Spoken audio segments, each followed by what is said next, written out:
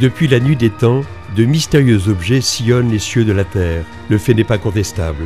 Qu'on les appelle ovnis ou flying saucers, leurs origines, leur matière, voire leur consistance, sont à ce jour une énigme, mais aussi un formidable outil de réflexion, de rêverie et de recherche, faisant indéniablement progresser la pensée humaine, la littérature et la science. À travers cette quête aux confins du fantastique et du merveilleux, nous vous convions à un étrange voyage grâce à des personnalités souvent très différentes dans l'approche du phénomène. En voulant répondre aux questions posées par les ovnis, astrophysiciens, écrivains, ufologues et scientifiques soulèvent peu à peu le voile. On ne peut plus dire aujourd'hui que ce qui ne s'explique pas n'existe pas. Cette science inconnue n'est pas de la magie, c'est sans doute un pan entier de notre avenir. 24 juin 1947, une date dans l'histoire des soucoupes volantes. Ce jour-là, Kenneth Arnold, PDG américain à Boise, Idaho, est aux commandes de son avion personnel. Il fait route vers Yakima, dans l'État de Washington, avec pour mission de rechercher l'épave d'un C-46 de transport de la marine qui s'est écrasé dans les monts Cascades.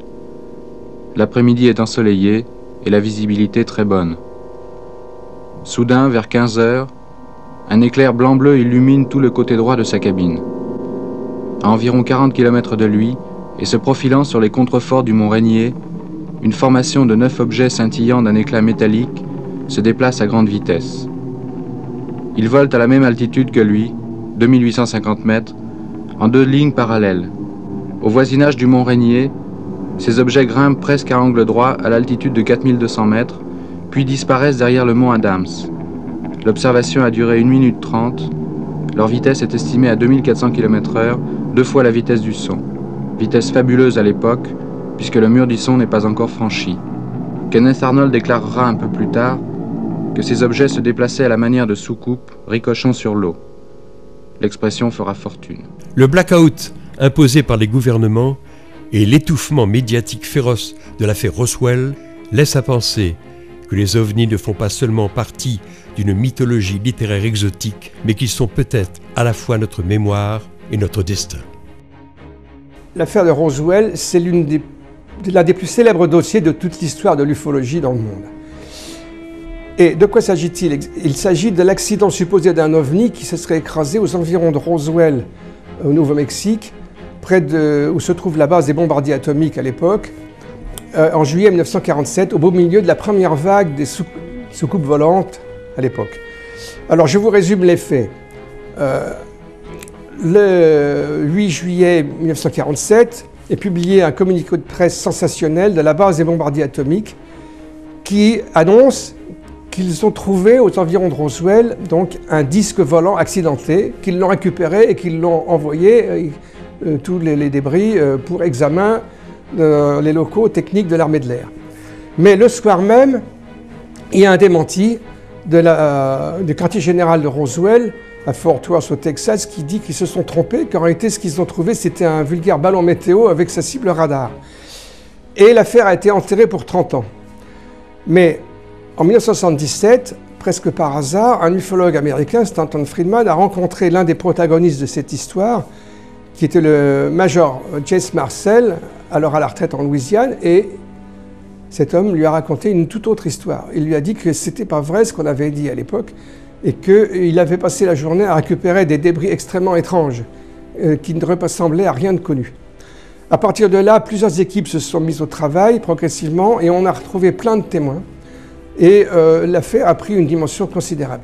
En étant très restrictif, on peut dire qu'il y a eu au moins 87 témoins, dont 39 sur la récupération de débris étranges, 34 sur la récupération d'un appareil, sur un deuxième site d'ailleurs, en forme de soucoupe, et 31 témoins sur la récupération, la découverte de cadavres non humains. Donc ça fait beaucoup de monde, ça fait presque une centaine de témoins au total, enfin disons 87, et ça représente un dossier très solide en fait. Voilà ce qu'il faut dire. Et puis, il faut dire que pourquoi est-ce que c'est si important? C'est parce que si c'est vrai qu'on a trouvé un ovni, bon, il n'y a pas encore de preuves irréfutables, si vous voulez, hein, mais ça prend des dimensions, ça devient de plus en plus solide, et si on arrive à prouver cela de manière vraiment certaine, c'est une découverte capitale, c'est un tournant presque pour l'histoire de l'humanité, hein, la découverte d'un engin extraterrestre. Donc voilà pourquoi c'est une affaire si importante. J'ajoute juste un mot pour dire que pour beaucoup de gens, en France notamment, on croit que l'affaire de Roswell c'est une histoire d'autopsie d'un bidon, d'un cadavre qu'on a montré en 1995. Juste un mot là-dessus pour dire que ce cadavre qu'on a montré, qui est très bizarre et suspect, avec son gros ventre et 6 doigts aux mains et aux pieds, il n'a rien à voir avec les descriptions des cadavres de Roswell. En effet, 8 jours après sa création en 1948, l'US Air Force prend en charge le dossier UFO. Plusieurs commissions d'enquête sont créées successivement, en particulier la commission Blue Book en 1952. Mais la CIA intervint pour imposer le blackout après les événements de Washington de 1952. Cette année-là, les 19 et 26 juillet, des échos d'objets inconnus et volant au-dessus de la ville furent captés par 3 radars. Plusieurs pilotes commerciaux les aperçurent et un pilote d'avion en réaction fut même envoyé vers l'une des cibles qui se déplaçait au-dessus du Capitole. Pendant quelques minutes, ce fut la panique à l'aéroport. Les services officiels conclurent à une anomalie de la propagation des signaux radars et à des phénomènes de réfraction du genre mirage. Cependant, avant sa mort mystérieuse, le docteur McDonald, doyen de physique à l'Université d'Arizona, souligna l'absurdité de l'explication officielle. Le sujet devint tabou. Mais sur les insistances du docteur McDonald et du docteur Allen Hynek, directeur du centre de recherche atomique d'Evanston, l'Air Force décide de la création de la super commission Condon. Le rapport conclut à la non-existence du phénomène, mais reconnut pourtant son impuissance à expliquer 10% des cas analysés. En France, 2 incidents majeurs ont marqué la deuxième partie du XXe siècle. 2 affaires qui, en échappant à l'étroitesse de nos frontières, ont écrasé médiatiquement leurs témoins. La pression sociale fut tellement forte qu'elle bouleversa leur vie à jamais. Il s'agit de Trans-en-Provence et de Valençol. L'affaire de Marignane, quant à elle, prit une ampleur bien moins retentissante, mais tout aussi troublante. Quant à celle du plateau d'Albion, malgré la ténacité de Jimmy Gueux, l'armée a toujours démenti le survol de la base atomique par les ovnis.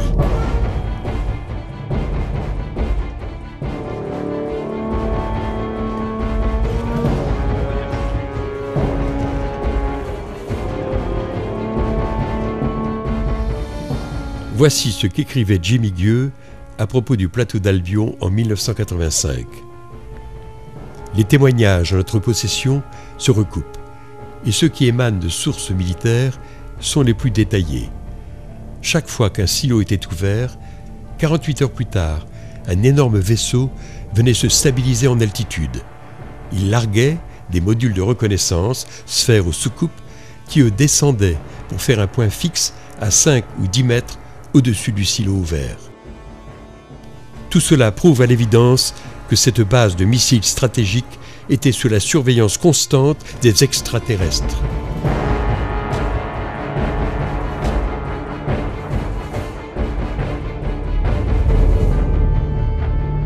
Affaire de Trans-en-Provence, 8 janvier 1981. Un ovni atterrit dans le jardin de Renato Nicolai. C'était un jeudi, là. Un jeudi, le mois de janvier, le 8, là, c'était là, vers 5 heures. Quand je l'ai vu, moi, qu'il est en train de bricoler, là, oh, je dis quand même, des fois, hein, ça fait pas quoi. Quand je l'ai vu arriver, pratiquement, je ne l'ai pas vu tout à fait arriver. Voilà. Enfin, j'ai vu arriver, mais enfin, je ne l'ai pas noté, enfin, ça que c'était exactement. Alors, comment était cet engin? Ben, l'engin, c'était un engin, una forma... come 2 assiette, c'est-à-dire... Comme une soucoupe. L'una sull'altra va, un engin come ça, là, c'était 2,50 m là, su 3 mètres, il fait environ le chose, là, le diamètre. De quelle couleur était-il? Plomb, mat, là. Il n'y avait pas d'insigne, de marque non, dessus? il n'avait rien du tout, là. C'était una soucoupe, hein, si on avait appelé, hein.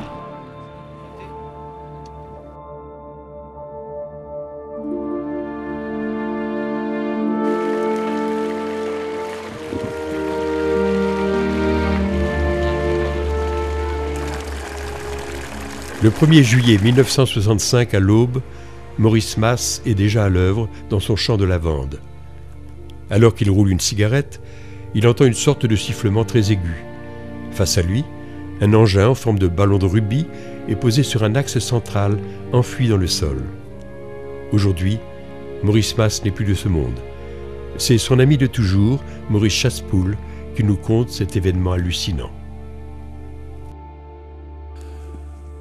Et là, qu'est-ce qu'il voit? Il voit un genre comme une dauphine, là, une grande dauphine, une grande voiture, avec 3 pieds et un pied central. Un petit bonhomme qui était penché sur les lavandes, qui était en train de regarder, et un autre devant, qui était devant ce qu'on appellera une soucoupe volante. Il s'approche, et dès qu'il s'approche, bien sûr, celui qui était penché le voit, appelle son copain, et à ce moment-là, ils sortent de leur poche un genre de tuyau long comme ça, et il le braque sur Maurice. Et à ce moment-là, il est carrément pétrifié. Il est tétanisé, pétrifié, il ne peut plus bouger. Il voit tout, il entend tout. Voilà un peu comment ça s'est passé, comment l'histoire s'est passée. Bon, après, il dit que les bonshommes sont remontés dans genre comme un volet, ça se soulevait comme un volet. La soucoupe s'est soulevée environ d'1 mètre. Les réacteurs, enfin, dessous, ça a commencé à bouger, mais avec un bruit pas très fort. Et à l'espace de quelques secondes, ça est parti du côté de Manosque, et ça a disparu. Mais à une vitesse exceptionnelle. Et l'endroit où la soucoupe a passé, toutes les lavandes étaient brûlées. Alors effectivement, d'après vous, est-ce qu'il y a eu une soucoupe volante à Valensole? Moi je crois, parce que d'après les empreintes qui sont produites sur le terrain de M. Mas, effectivement un engin s'est posé là-dessus. Les empreintes sont très visibles. Sont très visibles, oui. Et ce n'est pas quelque chose qui peut être fait par des amateurs? Non, par aucun appareil connu, je crois pas. Et est-ce que M. Mas est une personne qui s'amuse à faire des blagues de temps en temps? Non, moi, là j'ai eu l'impression que vraiment il a dit la vérité, parce que vraiment il était un peu émotionné de l'engin qu'il avait vu. Depuis la plus haute antiquité, d'Hérodote à Tite-Live, de Platon à Cicéron, depuis Fontenelle et le siècle des Lumières, les écrits ont laissé des traces de l'ampleur du phénomène. Il en est de même pour les textes sacrés. Eh bien, on pourrait commencer par la Bible, ça paraît en quelque sorte normal. Alors que nous dit Ézéchiel? Il nous dit qu'il voit d'abord venir du nord un grand vent, une nuée, une tempête, ensuite un nuage qui semble contenir des éclairs, des formes lumineuses, et il parle même, au fond, de quelque chose qui ressemble à du métal chauffé, en plein feu, dit-il. Là, on aurait presque l'image moderne de l'apparition d'un ovni. Chez les anciens grecs et romains, il est question de boucliers volants. Et là aussi, ça devient beaucoup plus intéressant, et je dirais, nous cernons notre sujet. Pourquoi? Parce que la description qu'ils font de ces boucliers rappelle tout à fait les ovnis. En voici la raison. À notre époque, un objet courant, c'est une assiette, une soucoupe, voire une saucière. Pour les anciens, le bouclier était un objet tout à fait courant. C'était l'arme de défense numéro 1. Comment étaient les boucliers grecs de l'époque de Périclès ou d'Alexandre, ou les boucliers même de la première Rome et de la cavalerie romaine? Ils étaient ronds, ils étaient circulaires, ils étaient bombés. Et quand on nous parle d'un ovni qui ressemble à 2 assiettes l'une sur l'autre, il suffit simplement de poser ce que l'on appelait un oplon, qui a donné son nom d'ailleurs aux combattants grecs, l'oplite, c'est-à-dire ce fameux bouclier, de prendre 2 oplones l'un sur l'autre, et à ce moment-là, on voit apparaître une soucoupe telle qu'elle est décrite par les modernes. Voici 3 témoignages sincères. Les témoins ne sont pas des affabulateurs en mal de sensationnel. Ils relatent simplement les faits qui les ont bouleversés. Si parfois on peut penser que des phénomènes naturels hors du commun sont à l'origine d'une observation, que dire lorsqu'il reste des traces physiques sur les personnes? C'est le cas de Philippe Michon, de Sylvia Gros-Desormeaux et de Jean-Charles Hilde. J'avais à peine pris mon virage, j'étais à une vitesse de 45 km/h, que j'ai vu arriver par l'autre route une sphère de lumière rouge venir à grande vitesse. Et tout d'un coup, j'ai senti mon corps monter en température. Et croyant une combustion spontanée, j'ai regardé, mais mes bras. Et de là, j'ai vu que j'étais éclairée du haut, du ciel. J'ai vu quelque chose, j'étais au milieu de la cour et j'allais pour sortir, donc je me dirigeais vers le portail et rejoindre mes petits collègues pour aller jouer. Et puis j'ai vu quelque chose venir, je sais pas, maintenant que j'ai vu avec le temps c'est assez vague, mais un losange. Et dans ce losange, il y avait un autre losange, jusqu'à ce qu'il, en venant vers moi, donc il devienne de plus en plus grand. La campagne, tout s'est illuminé dans une couleur rouge-orangé. Et là, j'ai eu une impression de chaleur qui se faisait derrière moi. Je me suis retourné. Et là, cette sphère de lumière était sur la banquette arrière du véhicule, comme si elle sautillait. Comme si on me prenait la tête, ça m'a remis la tête face à la route que je prenais. Et à un moment donné, j'ai senti mon véhicule se soulever. Par rapport au piquet que vous avez là, c'était à environ une hauteur d'1 mètre. Et d'un coup, cette étoile, que je croyais être une étoile, s'est déplacée d'abord vers la droite, et après elle a eu un mouvement vers la gauche, et d'un seul coup, elle est partie à une vitesse fulgurante vers le firmament, quoi. Tout était au ralenti, mes mouvements, ma bouche, bon. Et en me retournant, le phénomène en question, c'était plus un losange, c'était carrément, ça avait pris la forme d'un cigare, et pareil, ça se, comment je pourrais dire, un cigare mais en position verticale, et il s'éloignait par paliers, donc il devenait de plus en plus petit. Mais comment je pourrais dire ça, il se dédoublait, oui, il se dédoublait, mais en s'éloignant de plus en plus. Je lui ai dit, mais écoute, je suis fatigué, je vais aller me coucher, je suis pas bien. Il me dit, mais non, mais qu'est-ce que tu as sur ton cou? Et là, elle me dit, bah, arrête de regarder dans un miroir. Et là, au moment où je me suis trouvé devant le miroir, je me suis retrouvé, bien sûr, avec tous des petits rectangles qui partaient depuis la hauteur des oreilles, tout autour, à intervalles réguliers, des rectangles rouges, comme un pincement, mais bien marqués. Et voilà, puis bon, moi, après, je me suis dit, bon, il faut que j'aille m'allonger, je suis pas bien. Puis le lendemain matin, bien sûr, tout avait disparu. Et moi-même, j'ai pas eu idée de faire une photo ce soir-là.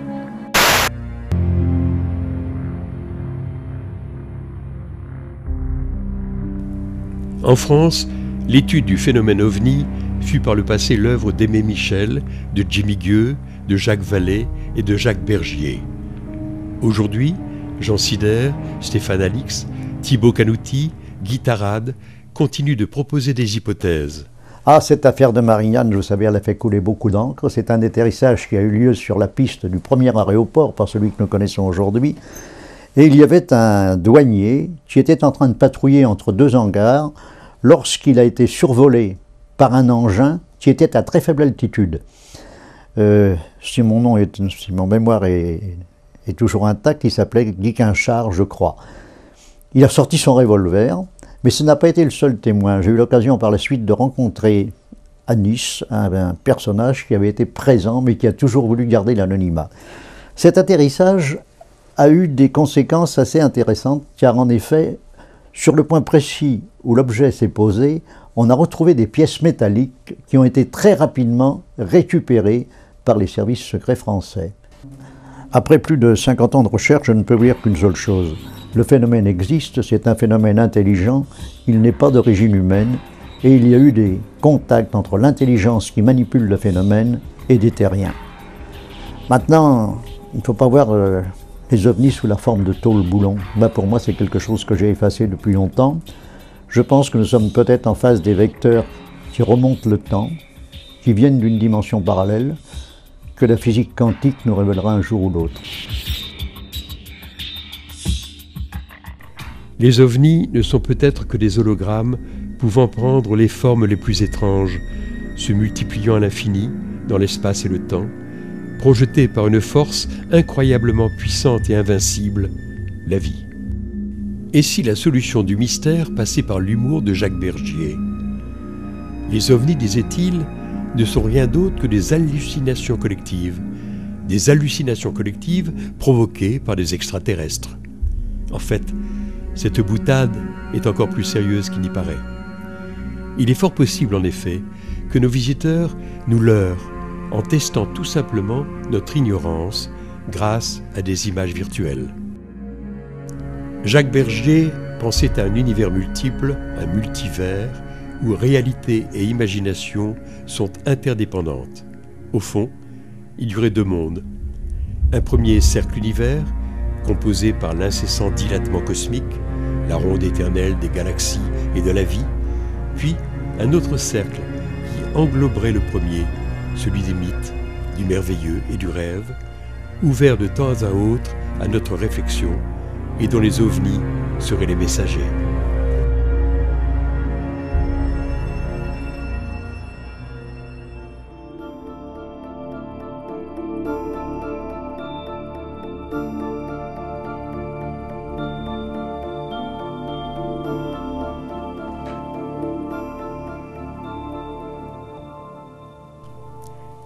La littérature et notamment le mouvement surréaliste intégrèrent les ovnis à leur imaginaire. Salvador Dali et Jean Cocteau s'enthousiasmèrent lors des grandes vagues soucoupistes des années 50 et 60.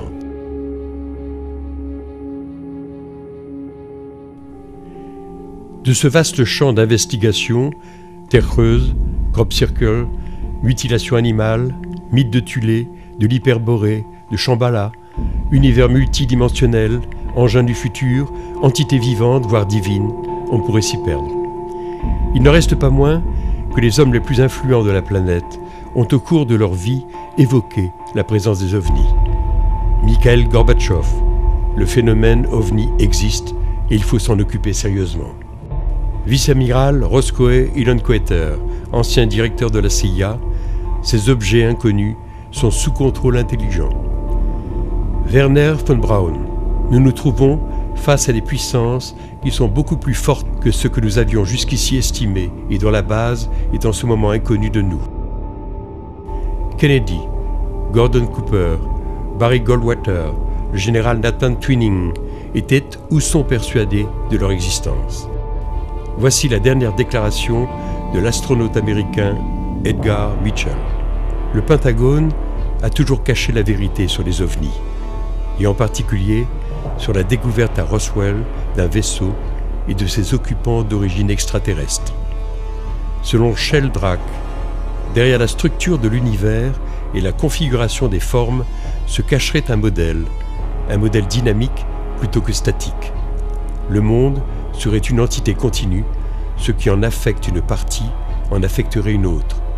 L'univers serait en fait confronté à une interdépendance permanente de ces innombrables dimensions. Le phénomène ovni en serait peut-être la synthèse et le lien. L'ovni de demain aura sans doute un autre visage que celui qu'il nous présente aujourd'hui. Du monolithe initiatique de 2001 à la merveilleuse soucoupe d'Adamski, on aspire toujours à la même transcendance. Lorsque nous serons prêts, lorsque l'homme aura assimilé son message, l'OVNI prendra certainement sa forme définitive. Entre-temps, le voyage ne fait que commencer.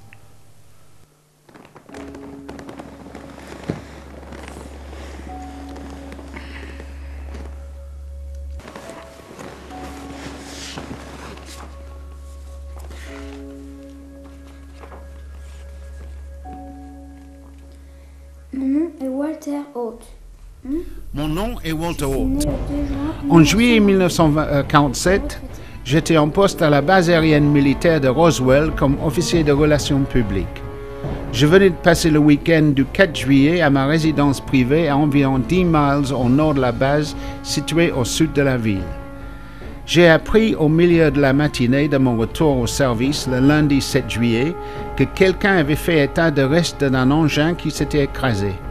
J'ai été informé que le major Jesse Marcel, chef du renseignement, avait été envoyé par le commandant de la base, le colonel William Blanchard, pour enquêter. Avant de quitter la base, le colonel Blanchard m'a emmené personnellement au bâtiment 84, connu sous le nom du hangar P3. En approchant du bâtiment, j'ai observé qu'il était étroitement gardé, aussi bien au dehors qu'à l'intérieur. Une fois à l'intérieur, j'ai été autorisé à observer pour la première fois les objets récupérés juste au nord de la ville. Cela faisait environ 12 à 15 pieds de longueur et environ 6 pieds de haut, et l'ensemble faisait penser à un œuf. L'éclairage était faible, mais sa surface m'a semblé métallique. J'ai pu voir 2 corps sous une bâche en toile. Seules les têtes dépassaient de la bâche et je ne pouvais rien voir du reste des corps. Les têtes m'ont semblé plus grandes que la normale et la disposition de la bâche suggérait qu'ils avaient la taille d'un enfant de 10 ans. Je suis convaincu que ce que j'ai observé était une sorte de vaisseau avec son équipage venu de l'espace. Je n'ai pas été payé ni reçu quoi que ce soit de valeur pour faire cette déclaration et c'est la vérité selon mes souvenirs.